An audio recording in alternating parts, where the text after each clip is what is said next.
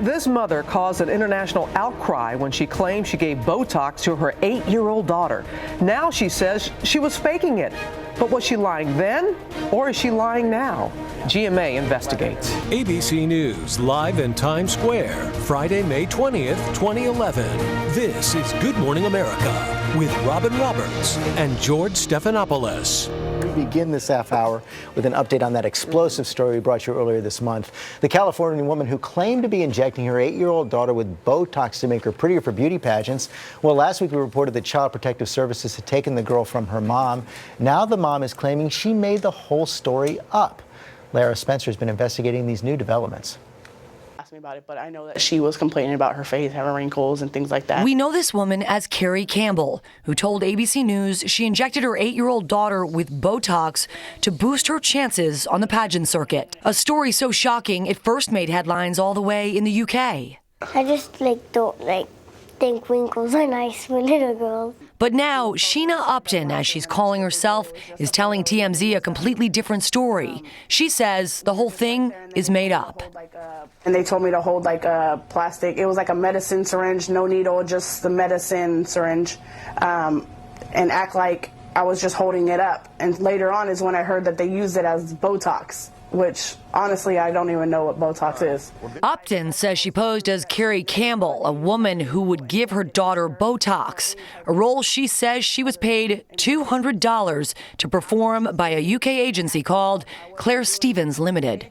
I was just doing an acting job. I wasn't doing anything. I would never harm my daughter. I would never do anything like that. I was really pushed into it. I feel like I was kind of manipulated. In this declaration posted on TMZ, she says a dermatologist examined Britney on Wednesday, concluding, she says, the results indicated that she has not ever received treatments including Botox or other such injections. But the freelance journalist who first brought the story to the British press for the Claire Stevens agency says the original story is real.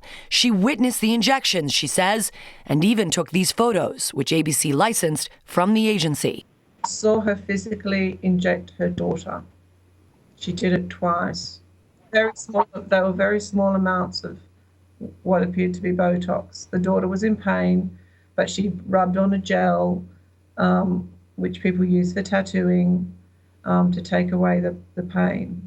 The daughter seemed to think that this was a regular thing that they did.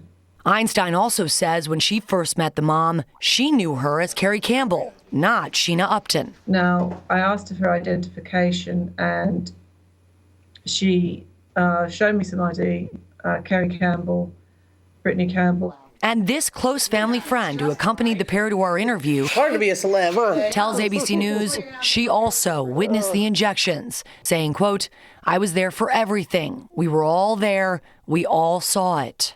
As for the medical exam, ABC News has confirmed that Britney did see a doctor who looked for any physical signs of a Botox procedure, and the results have not been made public. But in our interview, the mom had told us her last injection was some 3 months ago. It's extremely unlikely that you would see any effect from the Botox at this point in time.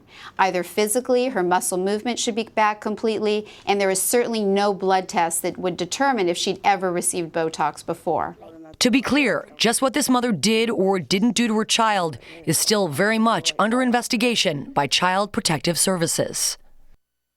Boy, a real house of mirrors here, but either way, the mom looks pretty bad. Either way, you have a mom who gave her 8-year-old daughter Botox, which Child Protective Services still thinks could be possible, or you've got a mom who made up a story, lied about it, had her 8-year-old daughter lie about it, and that sets off alarm bells for authorities, and they are looking into every angle. And putting the child in that kind of a harsh spotlight. So what's the next step for the investigation?